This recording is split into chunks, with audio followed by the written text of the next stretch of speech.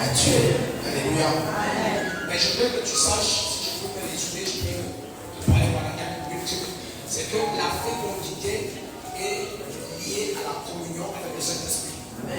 Tout ce que vous avez entendu qui a été fait dit, ce n'est pas un homme qui l'a accompli. C'est le Saint-Esprit qui a activé la grâce de Jésus. Amen. Que ça s'est réalisé dans les vies. Amen. Alléluia. Amen. Pourquoi? Parce que pour manifester la fécondité, on doit être en communion. Dis avec moi communion. On doit être en communion avec le Saint-Esprit. Le Saint-Esprit est la force divine que le Seigneur nous a laissée. La puissance d'en haut. La troisième personnalité de la Trinité divine.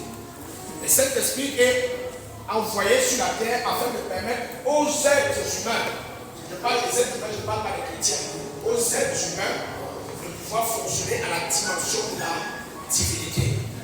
Alléluia. Amen. Donc, nous sommes des dieux. La Bible dit dans le livre de Proverbes, Psaume au chapitre 32, verset 6. Je vous avais dit que vous êtes des dieux, fils du Dieu très haut. Chacun de nous est un Dieu. Et dit, nous sommes des fils du Dieu très haut. Mais qu'est-ce qui nous établit à la dimension de Dieu ou alors de fils de Dieu? Parce qu'accepter Jésus, accepter Christ comme son Seigneur et son Sauveur, nous permet de devenir enfant de Dieu. Or, aussi l'enfant, quand on appelle l'enfant, l'héritier reste enfant, il n'est pas différent d'un esclave. C'est pour ça qu'on voit que nous sommes des esclaves en Jésus. On continue d'être esclave de la pauvreté, esclave de la maladie et de toutes sortes de voies de souffrance. Mais si nous voulons aller à la dimension de Fils pour révéler la divinité en nous, nous devons avoir le Saint-Esprit manifeste et manifesté en nous. Quelqu'un me suit? Il faut que le Saint-Esprit soit établi en nous. Et pour que le Saint-Esprit soit établi et qu'il commence à opérer dans ta vie, il faut que tu entres dans la communion, l'intimité avec lui. Alléluia. Amen. Ok, on va voir rapidement, je vais vous montrer certaines petites choses, avec peut-être 15 minutes, et après on va prier. Alléluia. Mets-nous un peu Ézéchiel. Commençons par Actes des Apôtres, chapitre 1, verset 8. Actes des Apôtres, chapitre 1, verset 8. Actes chapitre 1, verset 8. Acte 1, verset 8, je lis au nom de Jésus. Amen. Mais vous recevrez une puissance, le Saint-Esprit survenant sur vous, et vous serez mes témoins à Jérusalem, dans toute la Judée, dans la Samarie et jusqu'aux extrémités de la terre. Amen. Amen. Quand Jésus nous donne, ce n'est pas de nous donne une assignation, il dit allez et faites de toutes les nations mes disciples. Alléluia. Amen. C'est Jésus qui nous demande d'aller faire de toutes les nations des disciples. Le Seigneur nous dit dans le livre d'Exode, il dit laisse Pharaon, laisse aller mon peuple afin qu'il me serve. Dieu voudrait qu'on le serve. Jésus voudrait que nous soyons ses disciples. Mais nous ne pouvons rien témoigner, soit comme service, soit comme disciple de Christ, si le Saint-Esprit n'est pas à construire chez nous. Quand le Saint-Esprit descend sur nous, commence à opérer, c'est là où nous pouvons témoigner en servant et en révélant le discipulat en Jésus. Quelqu'un me suit? Ça veut dire que si le Saint-Esprit n'a pas encore commencé à opérer en toi, tu es enfant de Dieu, mais tu es dans la classe des esclaves. Et c'est pour ça que vous voyez qu'on ne fait rien de concret dans la maison de Dieu, rien de concret dans la vie. Parce que nous sommes que des enfants. Les enfants ont l'esprit de leur père, ils sont nés de leur père, mais ils ne manifestent pas la paternité. Pourquoi? Parce qu'il leur manque l'intimité avec celui qui active la paternité. Le Saint-Esprit. Quelqu'un me suit? Donc avec le Saint-Esprit, seul tu peux devenir témoin de Dieu sur la terre. Amen, amen. Regardez tout ce que nous avons dit là tout à l'heure, le témoignage. On a témoigné, Dieu m'a béni. Ça tourne autour de quoi? Ça tourne autour de notre église, de nos vies personnelles et de notre famille.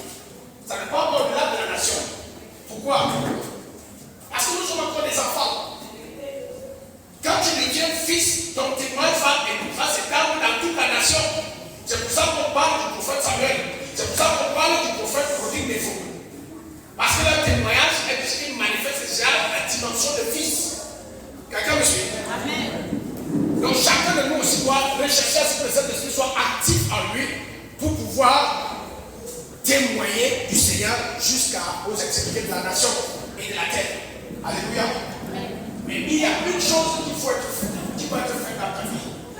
Il y a une première chose qui doit être faite dans ta vie. Le Saint-Esprit t'amène à témoigner.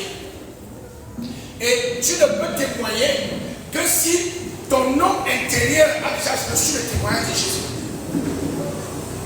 Quelqu'un me suit? Si ton être interne n'a pas encore reçu le témoignage de Jésus, tu ne peux pas encore témoigner.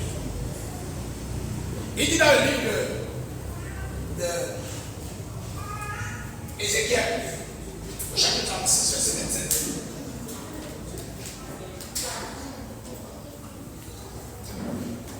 Regardez ce qu'il dit. Je mettrai mon esprit en vous. Je vais mettre mon esprit, c'est Dieu qui parle. Je vais mettre le Saint-Esprit en vous. Ça veut dire que l'esprit qui habite en vous va céder sa place au Saint-Esprit. Quelqu'un me suit? Amen.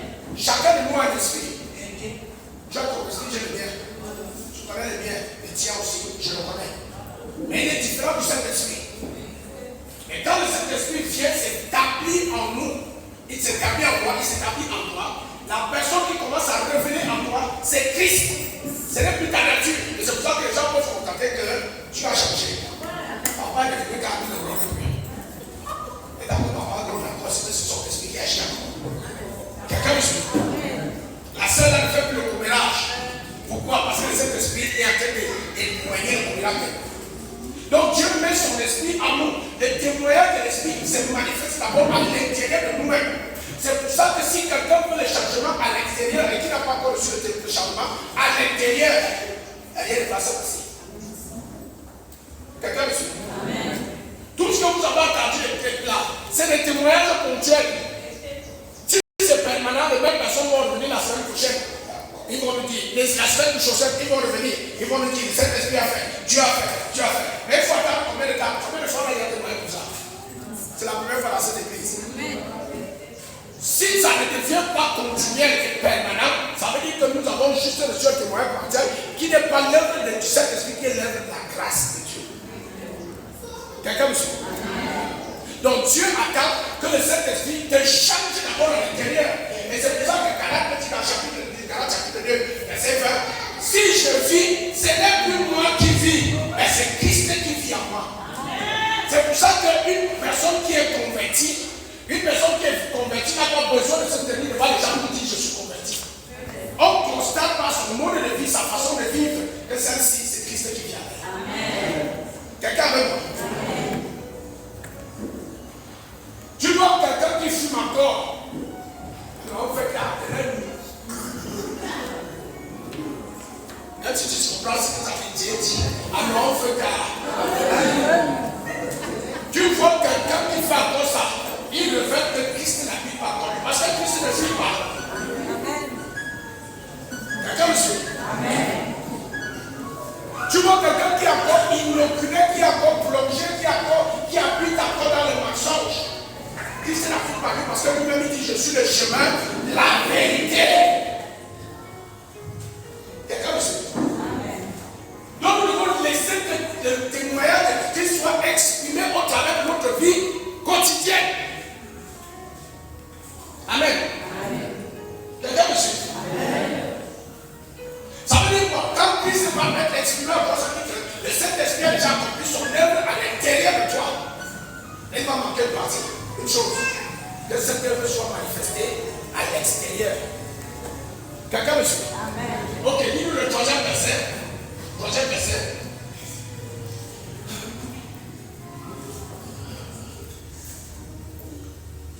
Isaïe chapitre 35 au verset 15. Jusqu'à ce que l'Esprit soit répandu d'en haut sur nous. Jusqu'à ce que l'Esprit soit répandu d'en haut sur nous. L'Esprit qui vient d'en haut, c'est le Saint-Esprit. Amen. Qui soit répandu sur nous. Amen. Et qu'est-ce qui se passe? Et que le désert se change en verger. C'est là où le désert se change en verger. Amen. Et le verger soit considéré comme une forêt. Vous voyez comment ça commence à changer l'extérieur. Quand l'Esprit a survenu sur nous, il change le désert. Le frère a dit, c'était très difficile. L'autre a dit, j'étais à Douala, c'était difficile. La sœur Gaëlle a dit, je travaillais, j'avais 1500. L'autre a dit quoi? Vous avez tout entendu. C'était le désert partout. Et puis quand le Saint-Esprit est déjà survenu sur toi, tu laisses le Saint-Esprit parler, agir. D'abord, c'est là où il peut changer les circonstances qui t'environnent. La sécheresse se transforme en verger. Le verger, c'est quoi? C'est les petites forêts. Les petits arbres fruitiers. Les petits arbres. L'oranger, le papayer, le thym. Il dit, et le désert se transforme en verger et le verger en forêt. Quand tu entres dans la forêt, il y a des forêts où tu entres, tu te perds. Ça veut dire quoi? Ça veut dire que Jésus, Dieu vient transformer des situations arides en bénédiction. Tu as j'ai reçu une maison carrelée. L'autre m'a dit que je reçois environ 250 000 mois, plus de 250 000, plus de 200 000. Il fait 450 000. Alléluia. Et dit maintenant, après la transformer le verger en forêt, c'est un processus. Dieu n'amène pas directement, c'est pour ça que vous entendez toutes les prophéties là, on dit, fais attention, ne perds pas la tête. Dieu n'amène pas directement quelqu'un du désert à la forêt. C'est là où beaucoup mettent la mer.